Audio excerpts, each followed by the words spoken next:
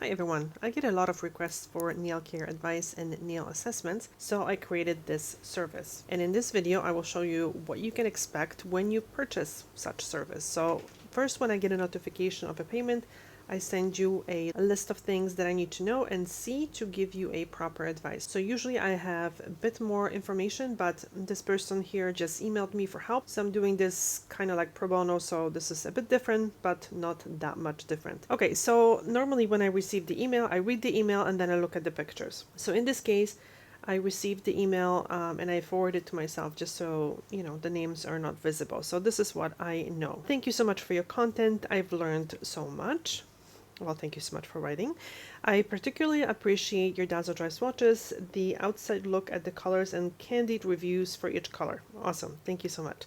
I started using C&D and Dazzle Dry kit you've suggested and already see improvement. My nail bed was a lot worse a month ago. Okay, so nail bed and the nail plate very often get confused. I think it's very important to use proper terms so we are on the same page, because sometimes, for example, when someone tells me that they have damaged nail bed, that's something completely different than a damaged nail plate. And I'll show you what I mean. Okay, so the nail plate is this, right? So this is our nail.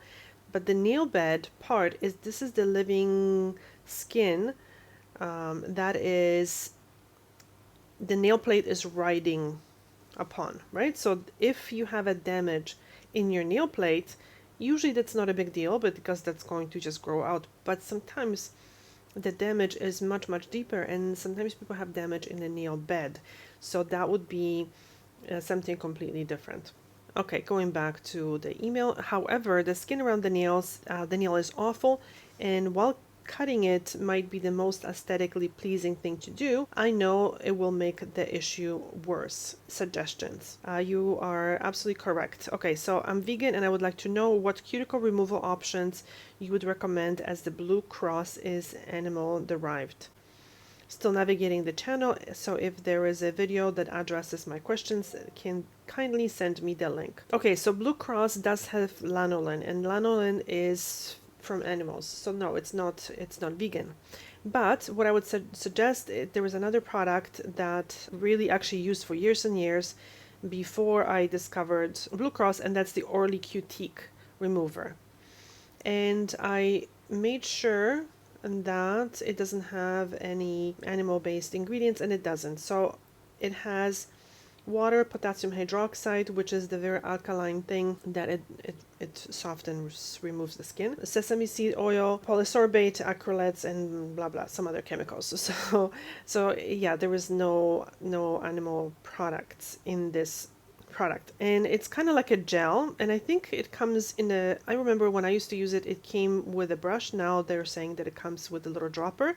Either one is fine. I think the dropper is a very good idea too. I have some videos with these type of cuticle removers because they're more like a gel. So the key is to first, this is what I recommend doing, because I'm looking at the pictures and I see something that I see very commonly. And let's look at the pictures. Okay, so here's what I see. So I will say this right away. This is not a manicure issue. This is a skincare issue. So you won't be able to fix this with a manicure, but you will be definitely able to fix this with proper skincare. What happens is very often what people do is they not only push back the living skin here, but they also push back the cuticle. And this is again why I'm so crazy when it comes to proper terms, because when I'm saying push back the living skin, then you will know what I mean by saying that. So pushing back the living skin, but leave behind the cuticle, because very often when you scrape everything up here, everything is bunched up together, and then you really don't know how to remove the cuticle, right? So what I recommend in quite a few videos, especially the latest ones, the Watch Me Work videos, I explained that I push back the living skin and then I leave the cuticle to be removed later. I just find that it's just easier to do it that way, because visually you kind of know a little bit better what you're doing. And I'm going to show you exactly again what I mean. So this is a cuticle, and this is the living skin here. the gray and the dark gray. So very often what people do, they just take the tool and then they just scrape this all the way as far as they can, and then everything kind of goes up here. And then you really don't know what the cuticle is and what the living skin is here.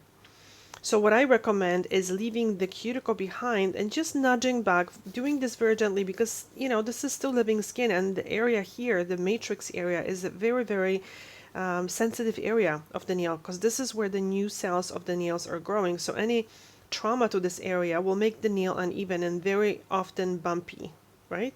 So you want to be very, very gentle as you're doing this. So now very often when people have very dry and stuck skin, it's difficult to do this at the very beginning. So what I definitely suggest doing is to use Kerasal, and it's like a very thick ointment that really softens the skin around the nails and just makes the skin more healthy, so it's much more elastic and it's easier to see what's what. And that way, use it first for a week or two until that skin feels much different, until it feels much more flexible. So now you're looking at the nails. As you can see, the living skin here is a little torn. It's here, it's dry, it's torn, and this is what happens when the skin is dry. It very often sticks to the nail, and as the nail is growing, the skin stretches with it, and then when the skin, because it doesn't have elasticity and because it's stuck, eventually it just kind of lets go, and this is what happens. It just breaks. So the best thing to do again is to use Kerasal before you even do a lot of the manicure techniques. And now let's look at the toes, and another very, very good example of when people push back not just the living skin but also the cuticle. So this white part is actually a cuticle. This is cuticle and this is cuticle, but this here is living skin. So now everything is bunched up on top, and then what people do is they just cut everything. But when you have these two skins kind of stuck together, then you are cutting usually the living skin and the cuticle as well. So here what you can see is some surface damage, which I know it looks like dryness, but dryness is a result of surface damage. So really what we're seeing here is surface damage from nail polish wear, and this happens. It's actually quite common, and the reason why you see more of this on the big toe is because the big toes grow, well, it's a bigger nail, so they grow much slower. They usually grow at half the speed of the nails on your hands. So these ones, they grow out much quicker because they are a smaller nail, right? But this is what you see. And again, I can see here the cuticle is kind of pushed up together with the living skin.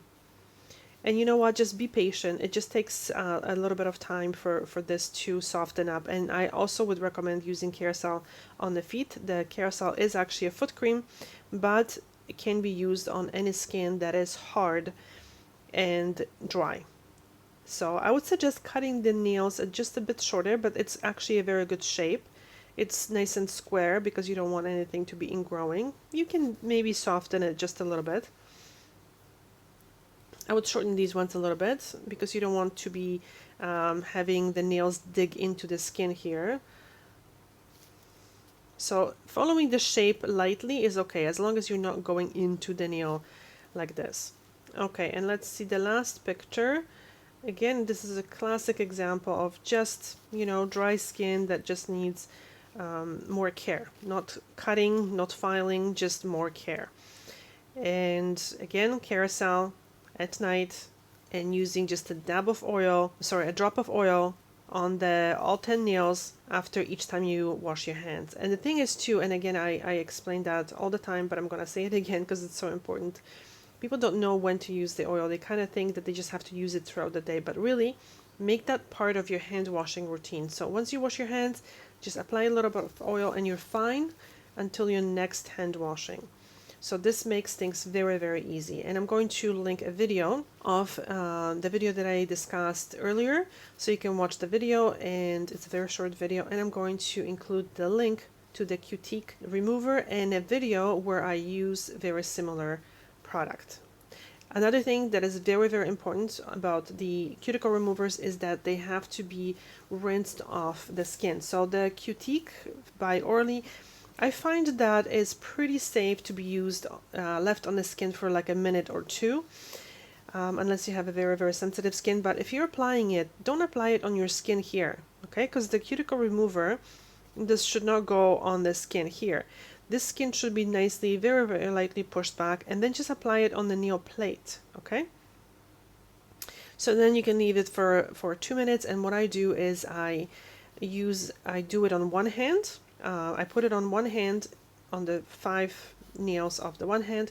I wait a minute or two, I rinse it off, and I remove the cuticle, and then I go on to the other hand. So then I put it on, wait 2 minutes, rinse it off, and then remove the cuticle. Because sometimes, especially when, you know, someone is new, they don't do manicures like I do all day long, they're a little bit slower, so you don't want to be leaving this, touching the skin, possibly irritating the skin, because potassium hydroxide is very, very alkaline, and it should not be, yeah, it's irritating to the skin, so it should not have contact with the skin for too long. And just be careful.